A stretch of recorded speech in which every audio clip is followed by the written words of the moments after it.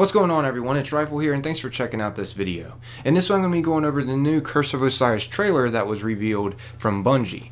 A couple new things that we got introduced to within this trailer, and it was pretty much letting us know about the stream that is coming tomorrow, which definitely try to stay posted with my channel because I'll have a full review of the stream tomorrow just in case you guys aren't up to date with it. By the way, in case some of you guys are wondering, it will be starting tomorrow at 11 Pacific time. Anyways, in this video I wanted to talk about how many new missions that are known so far in the Curse of Osiris, the 2 new strikes, a couple new exotics, and a sidearm that was introduced within this trailer, and also how Osiris was revealed to be in the Infinite Forest, not to mention some other interesting details. So sit back, relax, and I hope you guys end up enjoying. First things first, I wanted to get into the topic of how many missions are going to be in the Curse of Osiris. I got multiple questions of people commenting that, asking me in different videos, and what I ended up finding out from PC Gamer, who actually got major hands-on time playing through the Curse of Osiris. I believe they actually pretty much completed the campaign, and they said in these exact words, in terms of campaign length, they saw 8 missions, and 2 of which are substantial enough that they're going to be added to the strike pool, they believe. And you can reasonably expect to play through it in a solid session.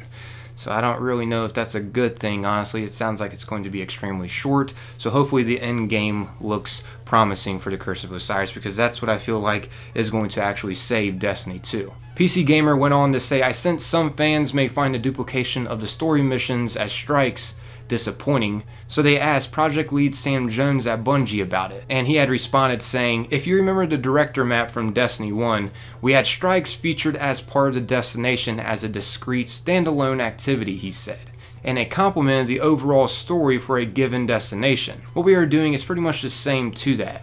I mean, it's not exactly the same, but it's a natural evolution, he had mentioned. And it is true that for the Taken King DLC, the Sunless Cell and Shield Brothers strikes were nicely added into the main story.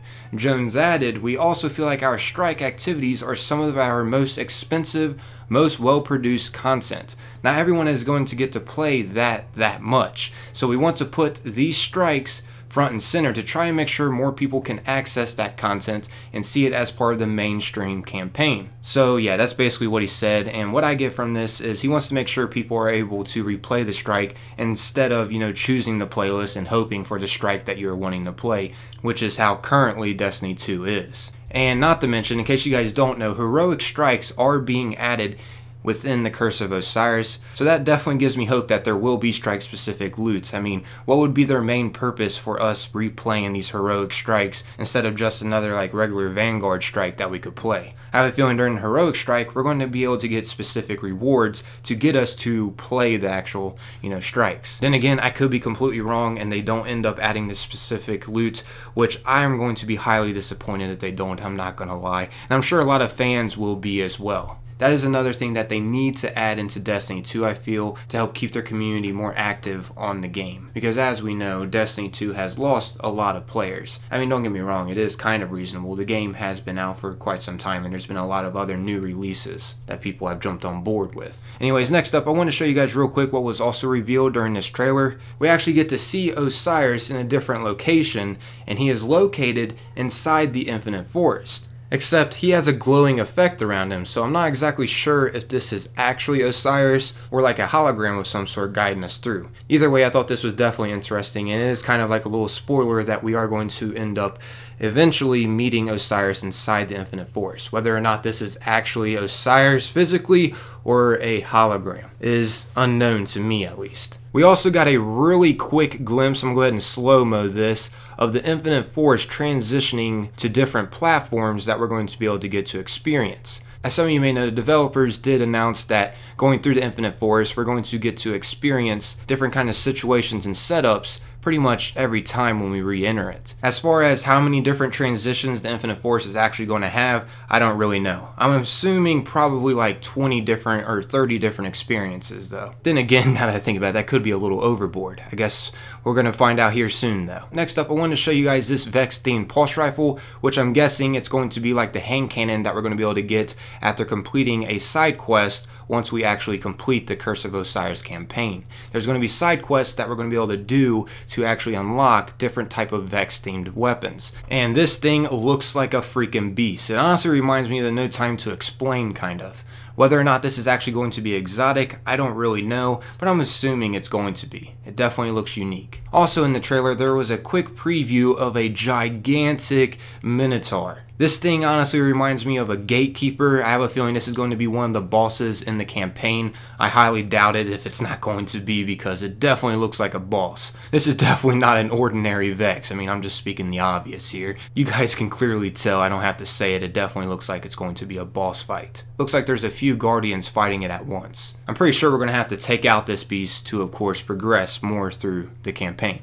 So it's kind of cool to get a little sneak peek of, one of the boss fights during the Curse of Osiris. Also, there was a quick preview of the hand cannon being shot, and then the person transitions over to a sidearm that hasn't been seen yet being fired. I mean, we don't really get to tell how well it's going to play out, but I have to say it definitely looks like one of the other Vex themed weapons, so we're probably going to be able to unlock this after completing the Curse of Osiris campaign, because I am pretty sure that we're actually going to be able to unlock that hand cannon after completing the Curse of Osiris campaign, if I remember correctly from the previous stream. I could be wrong about that, but I'm pretty sure these are the new Vex themed weapons that they were talking about that we're going to be able to unlock from side quest. Next up, I mentioned this in a previous video, but I think a lot of you might have missed it. And this information that I'm about to share with you guys is thanks to Spiff-O-Matic-64 for uncovering this information. First off, there is going to be 3 brand new activities.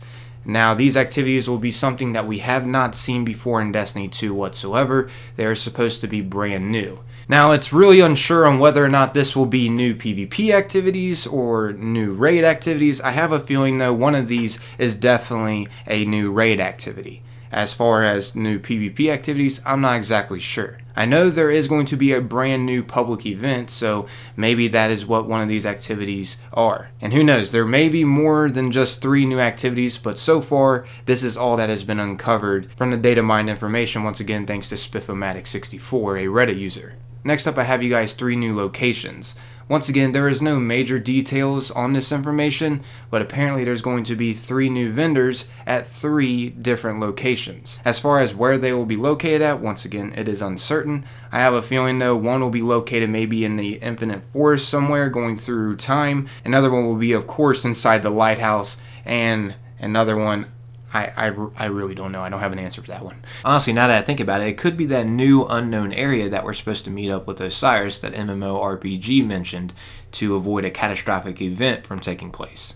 Anyways, next up I have for you guys a classified new perk. This perk has not been in the game whatsoever so far in Destiny 2, so this will be a brand new spanking perk. I'm hoping it's going to be a new perk on some kind of exotic that we end up obtaining, but as far as what it is yet, it is still classified, so I can't really give that information. But we do know now that there is going to be 1 new perk, and who knows, there may be more. This is just information so far of what is for sure going to be in the DLC. Anyways, this next information that was data mined is apparently 5 new flags that we can unlock.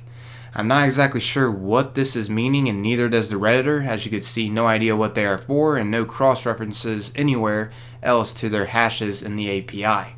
Wonder what they are for. Unlock flags, it says below, are small bits, literally a bit as in a Boolean value, that the game server uses for an extremely wide range of state checks, progress storage, and other interesting tidbits of information.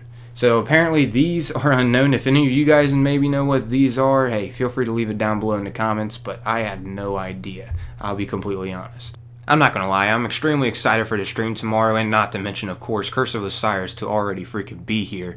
I just can't wait anymore. The anticipation is so real right now. I just already want to play the DLC and dive into the new secrets and unlockables that we're going to be able to get, and not to mention, I want to actually experience the campaign and see what the story is all about. I'm out of here though, everybody. I just want to leave a friendly reminder at the end of this video, my console giveaway is still going on. If you guys want to participate in this, once again, just leave a like on the video to show some support. Subscribe if you haven't.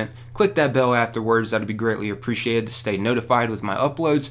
And lastly, comment some of your thoughts about this video. It's literally that simple to participate in this giveaway, and the winner will be randomly selected, and they'll get to choose from 3 different consoles. Yes, 3 different freaking consoles out of a Nintendo Switch, PS4, or an Xbox One. I feel like this is a nice Christmas giveaway to do, but yeah. I'm out of here, everybody. Thanks for taking the time to watch and listen, and I'd definitely like to know who all made it to the very end of the video. So if you did make it this far, feel free to comment down below saying you did make it to the very end. I'd like to know who actually got this far. Anyways, yeah. Till next time, everyone. Peace.